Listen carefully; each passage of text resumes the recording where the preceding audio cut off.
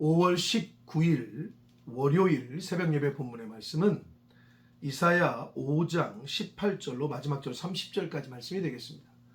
이사야 5장 18절로 30절까지 말씀을 통해서 월요일에 주시는 하나님의 은혜를 함께 나누도록 하겠습니다.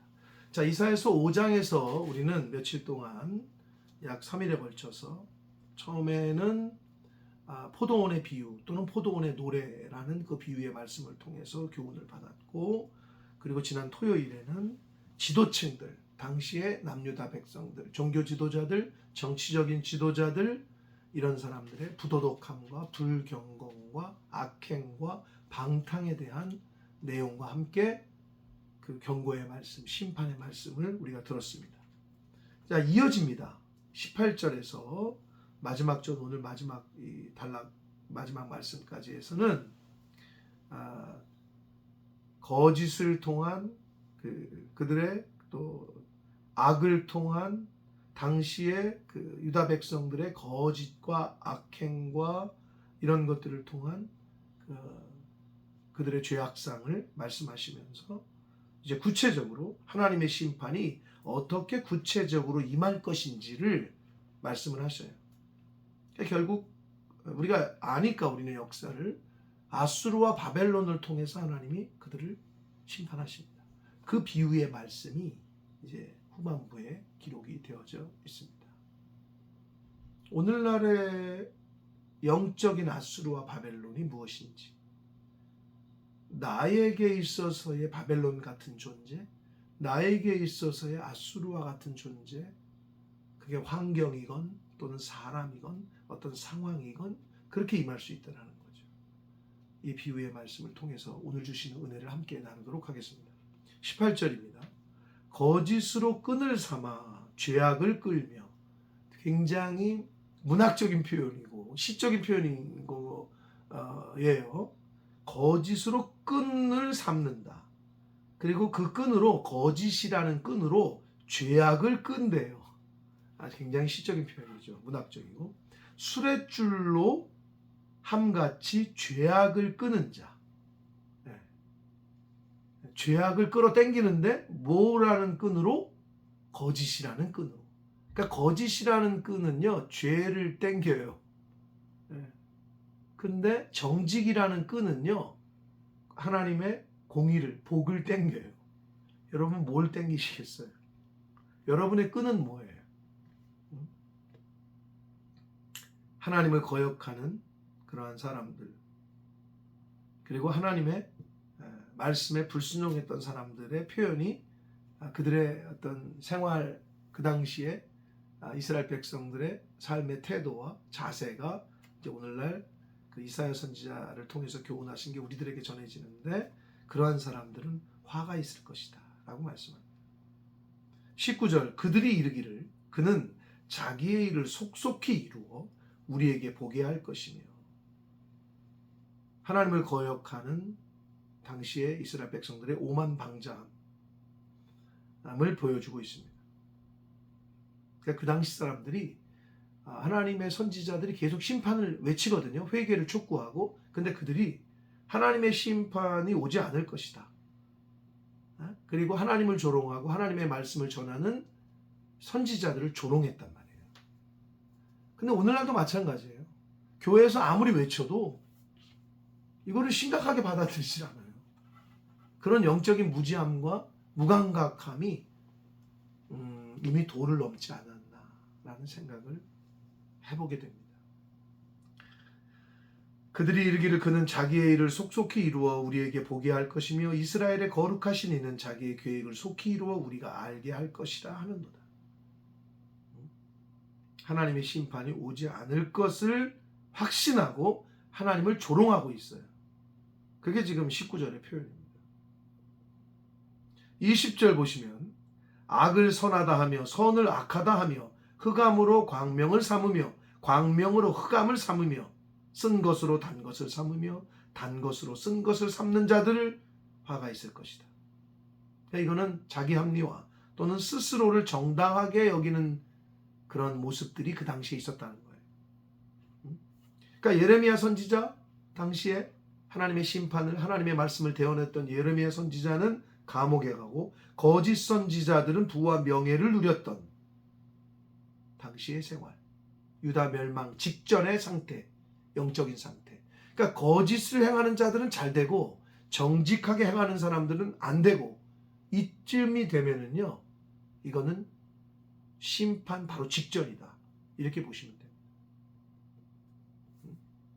악을 선하다고 해요. 선을 악하다고 해요. 빛이 어둠이라 그러고 어둠이 빛이 되는 세상. 오늘날 어떻습니까? 근데 무서운 거는 오늘날이 그렇지 않습니까? 그런 생각을 이 말씀을 통해서 해보게 됩니다. 21절, 스스로 지혜롭다 하며 스스로 명철하다 하는 자들은 화가 있을 것이다. 자만하고 교만한 자, 스스로 지혜롭대요.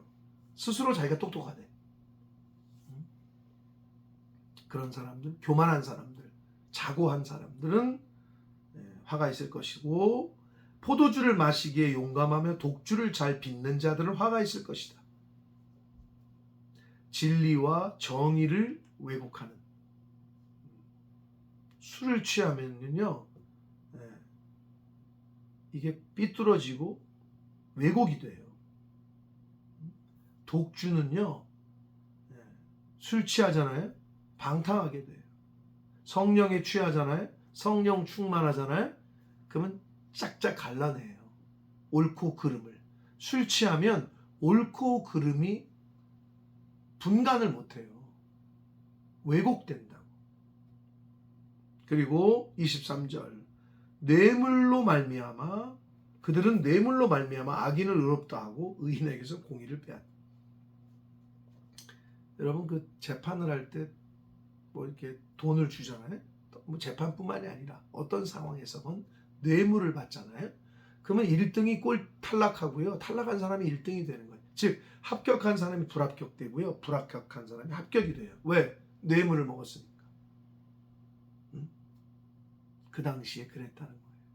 뇌물을 받고 봉투를 달라고 그러고 이런 일이 성행했음을 말씀해 주시고 있습니다. 24절, 이로 말미암아 불꽃이 그루터기를 삼킨 같이 마른 털이 불 속에 떨어진 같이 그들의 뿌리가 썩겠고 꽃이 티끌처럼 날리리니 그들이 만군의 여호와의 율법을 버리며 이스라엘의 거룩하신 이의 말씀을 멸시했다.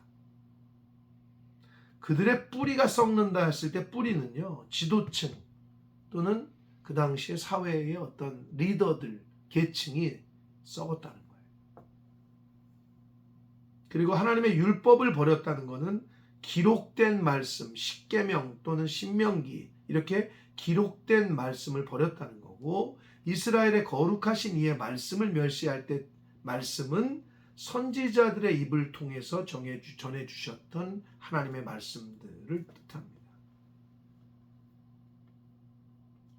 당시에 얼마나 많은 선지자들, 하나님의 거짓 선지자들 말고요, 하나님의 선지자들이 하나님의 말씀을 대언했던 사람들이 얼마나 많이 핍박을 당하고 죽었는지 몰라요. 대표적인 예로 BC 9세기경에 유다왕 요아스 왕이 하나님의 선지자인 스가랴를 성전 안에서 돌로 쳐 죽여요. 역대하 24장에 보면 교회에서 목사를 쳐 죽였다는 거랑 똑같죠. 아니, 이건 뭐 갈 때까지 간 거죠. 이런 일이 벌어졌습니다. 그 당시에. 오늘날에는 뭐 목사를 진짜 칼로 찔러서 죽이거나 뭐 이런 총을 쏴 죽이거나 이런 건 아니지만, 우리가 흔히 말하는 인격살인, 주의 종을 주의 종으로 여기지 않아요. 하나님의 대사로, 하나님 나라의 대사로 섬기질 않아요. 이게 굉장히 문제인 거죠. 근데 이때가 그랬다는 거예요. 하나님의 말씀을 전하는 선지자들을 함부로 대하고 조롱하고 심지어 죽이고. 오늘날 우리 교회를, 우리 주변을 잘 살펴봐야 됩니다. 25절입니다. 그러므로 여호와께서 자기 백성에게 노를 바라시고 그들 위에 손을 들어 그들을 치셨다. 이쯤 되니까 하나님이 이제 못 참으시는 거예요. 산들은 진동하며 그들의 시체는 거리 가운데 분토같이 되었도다. 그러할지라도 그의 노가 돌아서지 아니하였고 그의 손이 여전히 펼쳐져 있느니라. 하나님께서 심판, 경고, 이제 심판의 말씀으로 경고를 하십니다. 26절 또 그가 기치를 세우시고, 여기서 기치는 깃발을 말합니다. 먼 나라들, 이거는 북이스라엘과 남유다를 멸망시켰던 아수르와 바벨론을 의미합니다. 먼 나라들을 불러 땅 끝에서부터 자기에게로 오게 하실 것이다. 보라, 그들이 빨리 달려올 것이로되. 아수르와 바벨론을 사용하셔서 이스라엘 백성들을 멸망 가운데 치시는데, 심판하시는데, 빨리 온다는 거예요. 그 심판이, 즉각적인 심판이 임할 것이다. 27절 그 중에 곤비하여 넘어지는 자도 없을 것이며 조는 자나 자는 자도 없을 것이며 그들의 허리띠는 풀리지 아니하며 그들의 들매끈은 끊어지지 아니하며. 이스라엘 백성들, 하나님의 선민들을 멸망시키러 오는 하나님이 사용하시는 회초리 역할을 하는 아수르와 바벨론이 졸지도 않고 힘이 아주 강성해서 빨리 온다는 거고, 그들의 화살은 날카롭고 모든 활은 당겨졌고, 무기가 우수하죠. 그들의 무기가, 공격력이 어마어마해요. 그들의 말굽은 기동력 또 얼마나 빠른지 몰라요. 부싯돌 같고 병거 바뀌는 회오리바람 같을 것이다. 지금 하나님의 심판이 어떻게 구체적으로 임하는지에 대한 아수르와 바벨론의 어떤 무기, 이런 걸 빗대서 그들의 강대국에 대한 어떤 그 이미지를 이렇게 빗대서 표현해서 말씀을 해주시고 있습니다. 29절 그들의 부르짖음은 암사자 같을 것이요 그들의 소리지름은 어린 사자들과 같을 것이라.